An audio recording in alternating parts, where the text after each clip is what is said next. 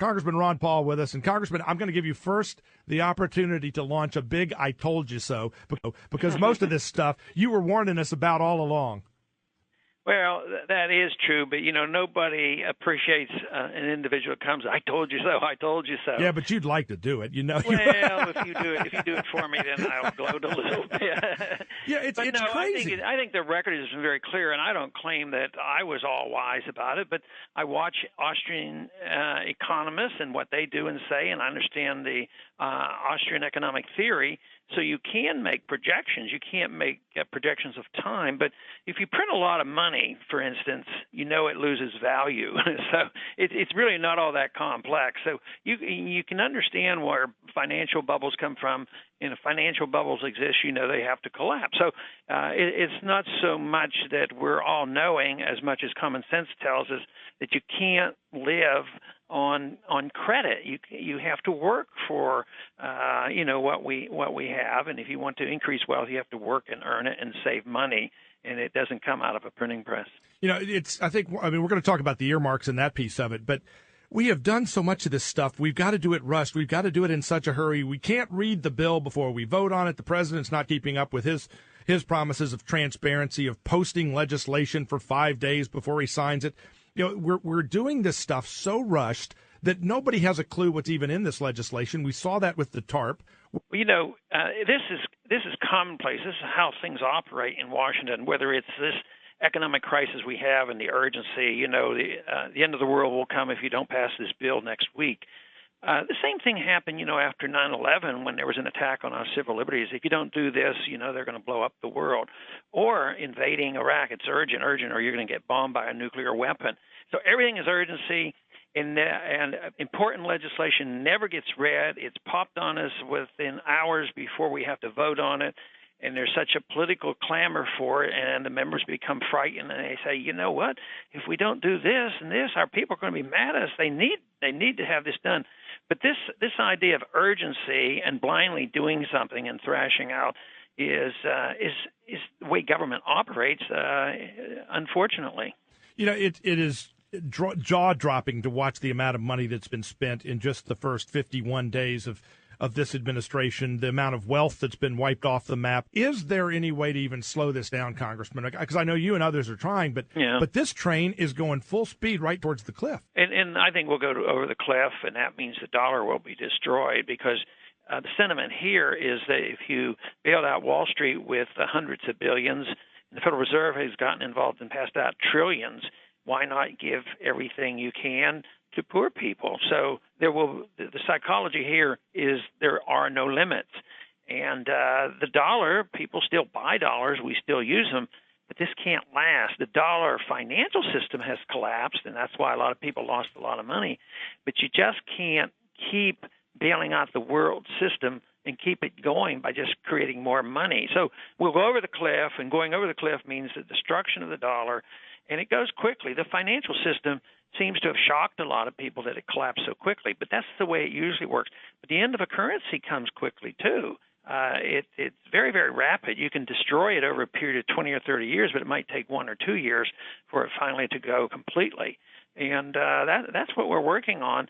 I wished we had more help here and more common sense, but the political pressure is pretty great. People want to be taken care of. There's the idea that there's a safety net out there and government has to act. And, if you tell people what they need to do is start saving, and what government needs to do is less and let people have, maybe we should get rid of the income tax and a few other things like that and say go to work, save some money, and pay off your bills. Nope. The people want free food and free medical care. Just look, they're moving to socialized medicine in the midst of this crisis. They're talking about trillions of dollars for free medical care. You mentioned healthcare. You mentioned medicine. Nobody wants to take the tough cure of saying, well, you got to work. They've been conditioned rather well because for the last 20 years or so, basically capital came from the Federal Reserve. Capital is supposed to come from us working, living within our means. If we have money left over, we save it, and somebody else uses it, or you invest it yourself. But when we have lived way beyond our means, we borrowed money and used it for consumption, there was actually zero savings But where did the money come? Well, the Fed would create it out of thin air, put it into the banking system, and people say, oh, that's capital. And therefore, they thought the capital came with no strings attached, and it was for free. But it only lasts to a certain degree. You can fool the system for a while, but that all came to an end. It seems dangerous to me in this new economic Obamonomics. We are actually punishing capital investment and risk taking at a time we need more of it than ever. We tax it, and that's the punishment, and that's why it won't work like it's supposed to. But what about the whole idea of encouraging people to save? Well, if you have been frugal and if you didn't extend yourself and you didn't get involved in this mess in the stock market, what if you have a couple $100,000 in your CDs? What are you making, 1% or something? At the same time, if Mark had set the interest rates, they might be making 6 or 7 or 8%. So people are being cheated. It's a system that is very corrupting, very destructive, and reality is setting in. But I don't think there's enough understanding yet here in Washington because we continue to do the wrong thing. You've mentioned, and we aired that clip just a few moments ago, that part of our problem, and this is not to be misunderstood, that you're suddenly somehow for earmarks and pork barrel spending, but you're for accountability. And that at least in the earmark process, we know where the money's going and where it can be spent. What we've seen in TARP, what we've seen in the stimulus package, particularly as these communities are now reselling their stimulus money, is we've got no accountability. And as bad as earmarks may be, they're better than a blank check.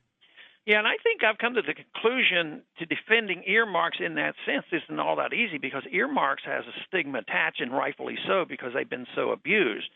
And if you vote against all the spending bills, of course, you vote against all earmarks. But the principle is, should Congress designate how each dollar be spent? And that is my position. So if you talk about designation, maybe it doesn't arouse this fear that you're being corrupted if you earmark something. But we should designate everything. And I think you mentioned earlier this whole idea that the TARP funds had no designations, and it went overseas. I mean, that's the derelict of duty by the members of Congress. So we need to, of course, earmark it or designate it rather than just giving it to the administration. And the one thing that people have to realize, if anybody votes against an earmark, nothing happens to the budget. That money is still spent. Which is really the bigger problem. That's the bigger problem, is that we're going to spend this money no matter what. That's the mindset in Washington. Maybe we ought to spend less. Yeah, well, that's the real solution. But people say, well, if you vote against the bridge in the United States, you know what? The bridge may be built in Iraq. We'll just spend it somewhere else. That doesn't solve our problem. Have you got a few more minutes, Congressman? Yes. There's a difference in pork barrel spending and earmark spending, and Congressman Ron Paul of Texas with us as we're trying to sort this out. Yeah, I think there are two things going on here. One is the spending, overall spending, and almost all of it, as far as I'm concerned, is unconstitutional or wasteful, and that's why I vote against all the appropriation bills.